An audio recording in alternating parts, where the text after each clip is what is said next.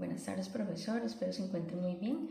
El video se está grabando el 19 de marzo para dar respuesta a la consigna que fue asignada por su persona para esta semana, en el cual estaremos hablando de lo que son las jornadas ordinarias y extraordinarias de trabajo, entre otros temas.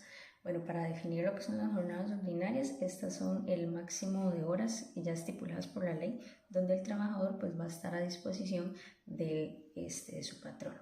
Se clasifican en diurnas, nocturnas y mixtas. La diurna va del periodo que comprende desde las 5 de la mañana a las 7 de la noche.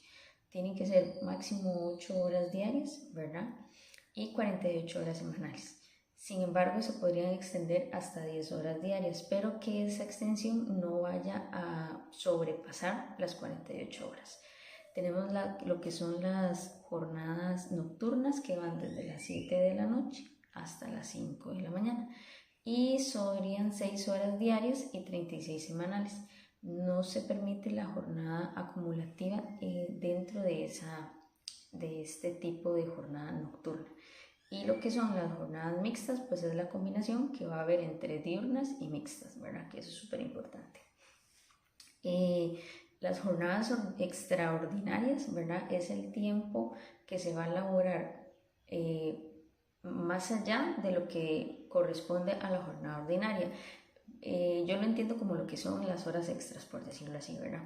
Súper importante, no se puede sobrepasar o no se puede impactar más de 4 horas diarias dentro de una jornada extraordinaria, ¿verdad? Porque un colaborador no puede trabajar más de 12 horas diarias, ¿verdad? Sumando lo que es la ordinaria y la extraordinaria. Vamos a ver, también es súper importante y lo mencionaba que me pareció ahí muy interesante, es que lo que es la jornada extraordinaria, o sea, se puede pactar, pero no puede ser permanente. O sea, no es algo como que tiene que estar siempre establecido, ¿verdad? Porque al final, pues eventualmente no se podría. Ahí sí me llama la atención porque, bueno, ahora eventualmente hay muchas empresas, debido a la situación que se generó con el COVID, ¿verdad? Vino a raíz mucho el teletrabajo y demás. Por ejemplo, en mi caso, yo hago teletrabajo y yo estoy apegada a una modalidad 4x3, ¿verdad? Yo trabajo 12 horas diarias durante 4 días. Y ya eso es algo que está establecido permanentemente. Igual, estuve investigando, en realidad no encontré mucha información referente a lo que es el 4x3, porque es como todavía eso como un proyecto de ley a lo que logré definir, pero sí me pareció interesante el punto donde hacía énfasis que no podía ser una situación de carácter permanente, ¿verdad? Pero digamos, como para contarte mi anécdota laboral, por decirlo así, yo tengo un horario de 4x3 y trabajo 4 días a la semana en horario de 7 a 5, que se estaría cumpliendo las 12 horas, ¿verdad? Para tener un tercer día libre estipulado dentro de mi contrato laboral. Bueno, era como un ejemplo ahí, ¿verdad? Adicional. Con respecto a lo que es la jornada acumulativa, ¿verdad? Esto también me lleva a lo que es el 4x3, ¿verdad? Porque mi horario normal, por decirlo así, sería de lunes a viernes y tengo fines de semana libres, que eso es lo que yo tengo estipulado en mi contrato. Pero en este caso, digamos, yo voy a anotar el ejemplo mío, ¿verdad? Que vendría siendo también una jornada acumulativa. Para yo tener un tercer día libre, a mí me distribuyen las horas de ese día dentro de mis otros 4 días, ¿verdad? Entonces eso viene siendo una jornada acumulativa, ¿verdad? Que eventualmente no me va a sobrepasar las 12 horas y estoy cumpliendo con lo estipulado dentro de mi jornada ordinaria diurna. Con respecto al tema de los que son los permisos y licencias, ¿verdad? El Código de Trabajo en realidad lo mencionaba en la lectura y también lo investigué un poquitito, pero no hace como mucho énfasis realmente de ese tipo de permisos, ¿verdad? Y licencias. El permiso lo detalla o más bien lo explica como algo que se puede o se puede como negociar con el patrono, ¿verdad? Que es lo que yo entiendo. Y las licencias, pues eventualmente sí se otorgan, por ejemplo, cuando fallece un familiar, cuando fallece, qué sé yo, bueno, en el caso mío, lugar de trabajo lo tiene estipulado ya por un tema de convención colectiva. Si fallece un familiar, de primer, segundo grado, ¿verdad? Y así sucesivamente. Entonces ya hay X cantidad de días destinados para eso. Por ejemplo, si fallece mi papá o mi mamá, ¿verdad? Voy a tener 10 días. Bueno, en el caso mío yo sí hice uso de licencia por fallecimiento en diciembre, que falleció mi abuela, entonces ahí ya tenemos estipulado 3 días hábiles, ¿verdad?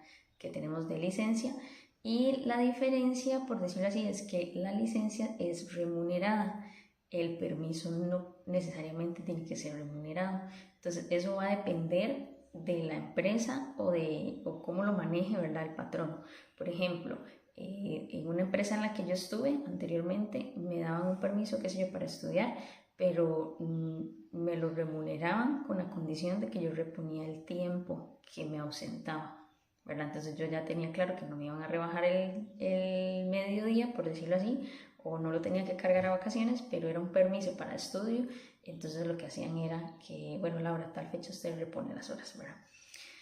Básicamente es como eso, ¿verdad? Entonces hay una diferencia que se hacerle énfasis, es que el permiso no necesariamente va a ser remunerado. El patrón no puede decir, le doy el permiso y no le pago ese tiempo, ¿verdad? O si le voy a pagar, ¿verdad? O como en el ejemplo mío, no sé si eventualmente la forma en que lo hacían en su momento, pues era acordeado. El tema de las licencias, pues eventualmente sí son remuneradas, ¿verdad? Y como mencionaba, en el caso mío es por tema de convención colectiva, ¿verdad? Lo interno, y ahí estructuran la cantidad de días dependiendo del grado de consanguinidad de la persona que fallece.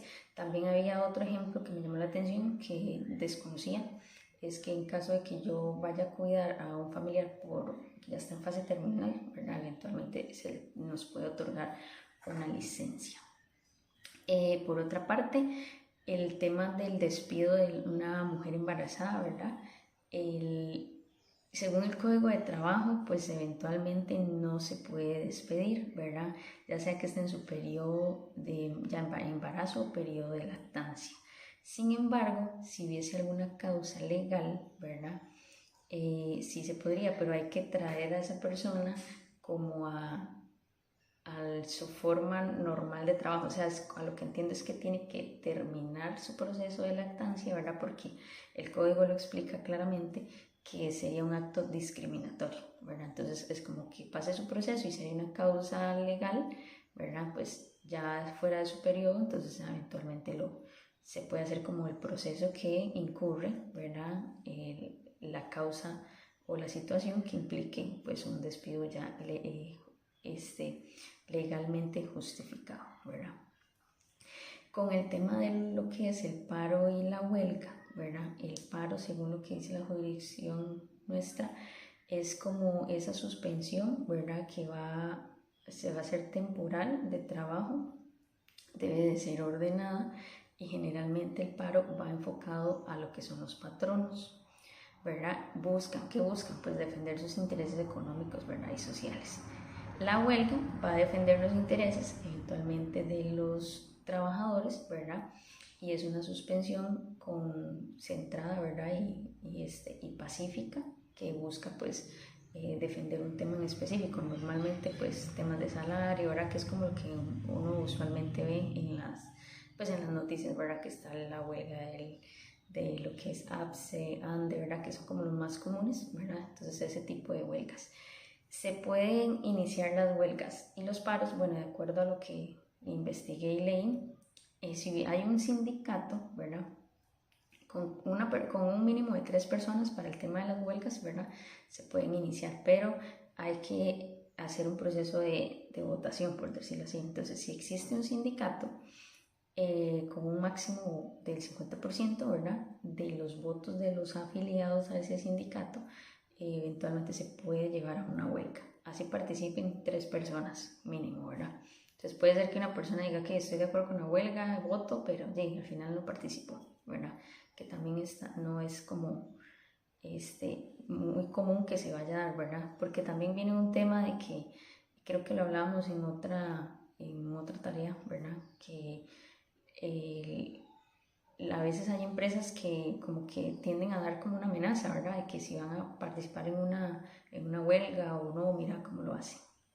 Bueno, con el tema de las huelgas, para poderse llevar a cabo, ¿verdad? Al igual que los paros, tienen que haber un 50%, ¿verdad? De lo que es de votaciones. El caso de que no exista un sindicato en lo que es la empresa o la institución, ¿verdad?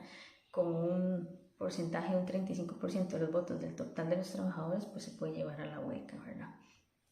Eventualmente. Dentro de la huelga es muy importante, los votos de los patrones no cuentan, porque recuerden que el paro es el que va orientado a los patrones, ¿verdad?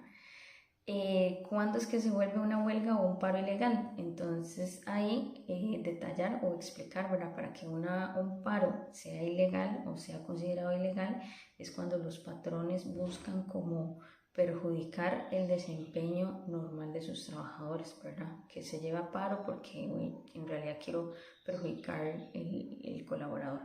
Y cuando se hace una huelga ilegal es porque eventualmente, vamos a ver, la huelga se lleva a cabo, ¿verdad?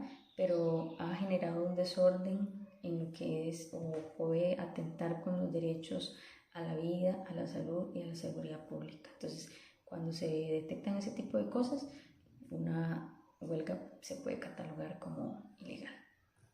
Bueno, y en fin, ese sería como el tema de esta semana, ¿verdad? Un poquito de todo y una vez más pues agradecida por la información porque realmente uno no está como muy familiarizado a veces con las cosas hasta que le pasan las situaciones, ¿verdad? Por ejemplo, el tema de las licencias, yo realmente desconocía que podía gozar de una licencia por el fallecimiento de mi abuela, ¿verdad? Y entre otros temas también como en la parte de las jornadas laborales, cuando me pagan o cuando tengo derecho a recibir un pago, o cuánto es el cálculo, ¿verdad? De las horas extras, que eso también es sumamente importante, ¿verdad? Hacer énfasis en eso de que se tiene que pagar el 1.50, ¿verdad? Ya después de una hora adicional, ¿verdad? A mi hora ordinaria. Entonces, todo ese tipo de información, pues, es información de valor, ¿verdad? Y es sumamente importante conocerla, pues, como ciudadano, que en realidad no siempre está como muy familiarizado a eso. Entonces, pues, darle las gracias y que tenga una excelente tarde.